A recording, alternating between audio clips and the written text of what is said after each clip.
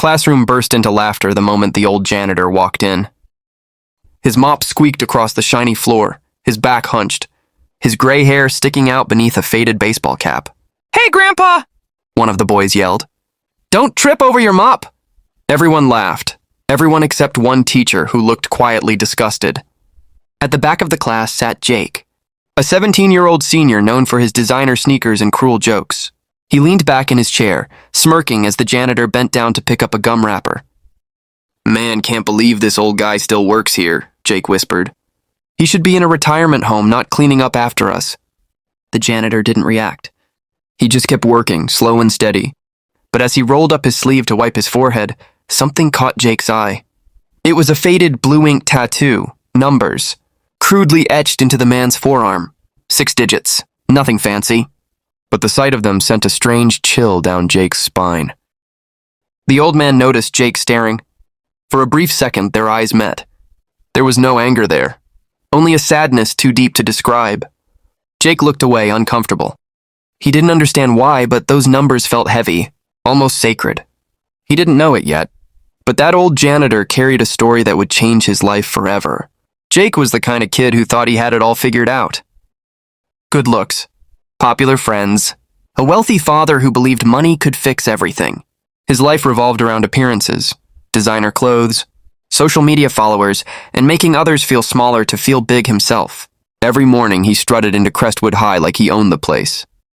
He'd throw trash on the floor just to watch the janitor, Mr. Levy, quietly clean it up. To Jake, Mr. Levy was invisible, just an old man who mopped floors and emptied trash bins. But to the teachers, there was something different about him. They treated him with a quiet respect, one Jake couldn't understand. One day after basketball practice, Jake and his friends stayed late to hang around the gym. Mr. Levy entered to sweep the floor. "Hey, old man," Jake called. "Don't you ever get tired of this job?" Mr. Levy smiled faintly. "Work keeps me alive, son." Jake snorted. "Yeah, right. What keeps you alive is my dad's tax money paying your salary." The boys laughed again. But this time, Mr. Levy didn't smile. He just looked at Jake for a long, silent moment and said quietly, "Be careful how you measure a man's worth." Then he left. Jake rolled his eyes. "Whatever, old fool," he muttered. But that night, he couldn't stop thinking about those words. The next morning, during detention, Jake had skipped class again. He saw Mr. Levy mopping the hallway. This time, Jake noticed how carefully the old man worked. How every movement had patience and dignity. "Why do you even care so much about this floor?" Jake asked, half annoyed, half curious. Mr. Levy looked up and said, "Because some places deserve respect, even if the people in them forget how to give it." Days passed. Jake's bullying got worse. He mocked Mr. Levy's worn shoes, his accent, and even his lunch, black bread and soup. Then one Friday afternoon, the principal announced an assignment. Everyone must write an essay about a hero, someone who changed the world. Jake groaned. "Ugh, heroes are boring." But that night, when he sat down to write, his mind went blank. He opened social media looking for inspiration.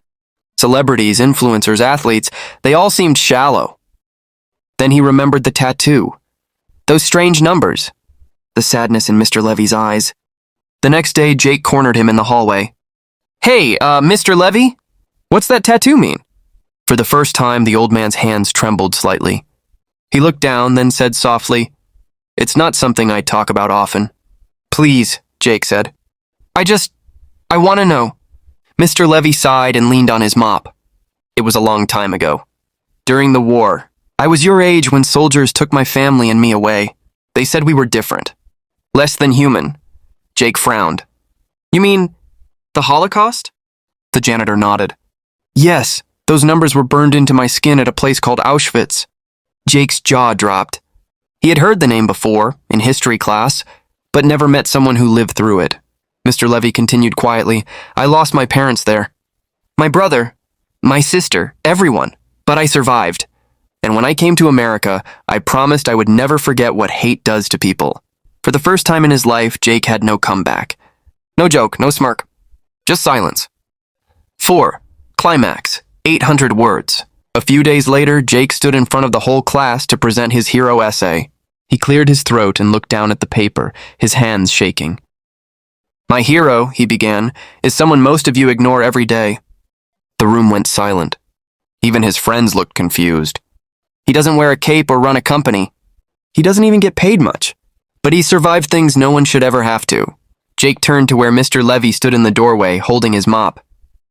He was just a teenager when the world tried to destroy him because of who he was. But he didn't let hate win. He came here, started over, and still believes in kindness. Mr. Levy blinked, stunned. Jake's voice cracked. I used to laugh at him. I thought I was better. But I was wrong. He's stronger than anyone I've ever met. When he finished, the class erupted in applause. Even the teacher wiped away tears. Mr. Levy slowly walked forward and put a trembling hand on Jake's shoulder.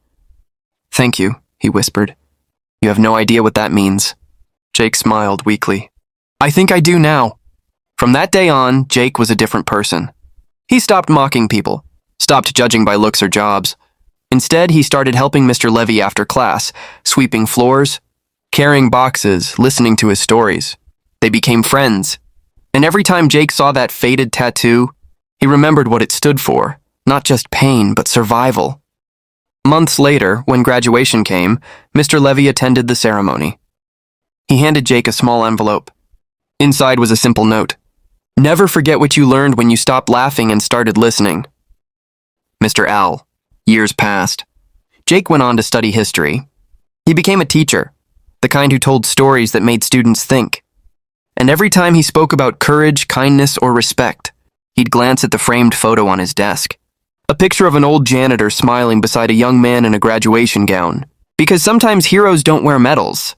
Sometimes they carry a mop and a memory that keeps the world human.